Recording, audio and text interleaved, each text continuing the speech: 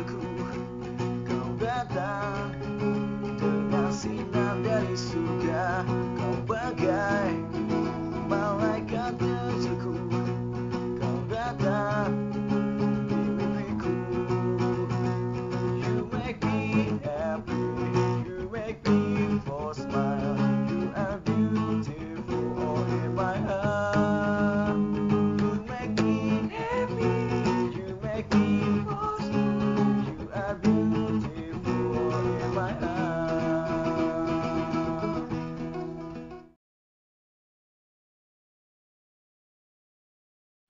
Halo, salam bahagia untuk kita semua. Kembali lagi bersama Aldo Nachel di Aldo Nachel Channel, teman-teman. Teman-teman, kali ini aku akan menjelaskan apa itu lightworker dan siapa orang yang ada di belakangnya. Mungkin teman-teman semua udah pada tahu ya, apa itu lightworker? Si pekerja cahaya. Ya, lightworker itu bisa semua orang, bisa aku, bisa kamu, ataupun semua orang yang telah terbangun dari spiritualnya dan menjalankan misi jiwanya. Ya, dan lightworker ini adalah seseorang yang membuka cahaya di dalam dirinya dan mengikuti apa yang diperintahkan oleh di dalam dirinya ya. Jadi kalau misalnya hari ini punya misi ini ya, mau nggak mau harus menjalankannya. Hari ini harus mengabarkan ini, mau nggak mau harus mengabarkannya, gitu ya.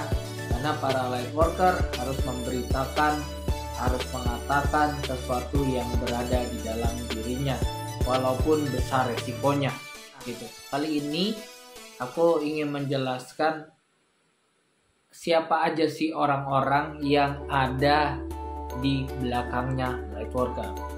Oke, aku akan menjelaskan. Pertama adalah ini yang disebut light bearer. Light bearer apa? Dia adalah si pembawa cahaya. Nah, biasanya ini lightworker yang pertama kali spiritual awakening ya, biasanya selalu didatangi oleh seseorang yang akan menunjukkan jalannya dia secara tiba-tiba ataupun secara lightworker itu mencarinya gitu ya. Tapi biasanya sih secara tiba-tiba dia akan memberikan informasi seputar spiritual dan bahkan supranatural kepada lightworker tersebut. Dan bagaimanapun nanti lightworker yang akan menentukan jalannya dari arahan si light bearer ini gitu ya.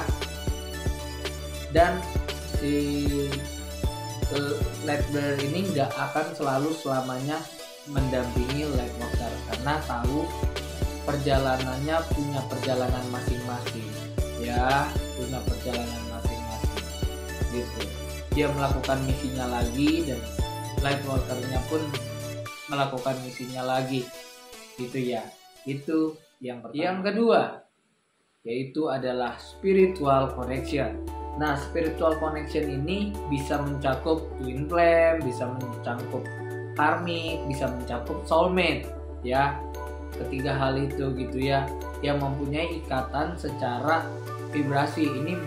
Ini biasanya berbau tentang hubungan ya, hubungan apapun ya, entah itu pasangan, keluarga dan yang lain-lain gitu ya, gebetan dan yang lain-lain gitu ya, bisa apapun gitu. Nah, mungkin teman-teman udah pada tahu nih apa itu twin flame, apa itu karmik, apa itu soulmate. Nanti akan kujelaskan lagi ya apa itu gitu. Tapi memang misi mereka ini hadir dalam kehidupan kita, misi jiwanya ya untuk menyadarkan para lightworker itu gitu ya, agar bisa memahami atau melihat diri sendiri. Nah, agar masuk ke dalam spiritualitas tuh biasanya mereka hadir. Nah, yang ketiga selanjutnya adalah soul catalyst. Soul catalyst Yang ketiga adalah soul catalyst. Oke. Nah, soul catalyst ini biasanya adalah mereka yang akan membantu para light worker tapi dengan resiko yang sangat tinggi. Ya, jiwanya mungkin mengetahui bahwa orang ini harus membanguni light worker gitu ya, tapi dengan cara keras dan cepat gitu ya, agak sedikit menghantam gitu para light worker agar light worker sadar di dunia ini bahwa nggak semua orang baik. Biasanya terkadang gitu, dia akan membukakan mata light worker bahwa aku tidak sebaik yang kau pikirkan, dunia ini tidak sebaik apa yang kau pikirkan gitu ya. Dia termasuk, mungkin ada yang bilang dia termasuk bagian dari soul group kita, ada yang bilang juga bukan dari keluarga inti kita gitu ya. Nah, tapi dia udah menandatanganin, istilahnya menandatanganin kontrak jiwa atau soul kontrak gitu ya, udah menandatanganin itu, artinya udah setuju sama perjalanan jiwanya dia gitu ya. Sorry ya, kata-kataku agak klise, tapi dimengerti aja maknanya ya teman-teman ya. Nah, untuk itu sendiri, mereka membangunkan light worker ini secara cepat teman-teman. Contoh misalnya sepasang suami istri, tiba-tiba ada seseorang nih yang menarik perhatiannya, dia sangat men-trigger dan sangat menggoda si istri ini. Akhirnya istri ini meninggalkan suaminya dan dia akan meninggalkan si istri tersebut, dan istri ini akan melihat dunianya dan akan terbangun secara spiritualnya gitu. Itu tugasnya dia. Dan resiko katalis soul ini adalah karma yang cukup besar karena dia mempertaruhkan dirinya berbuat salah atau berbuat dosa demi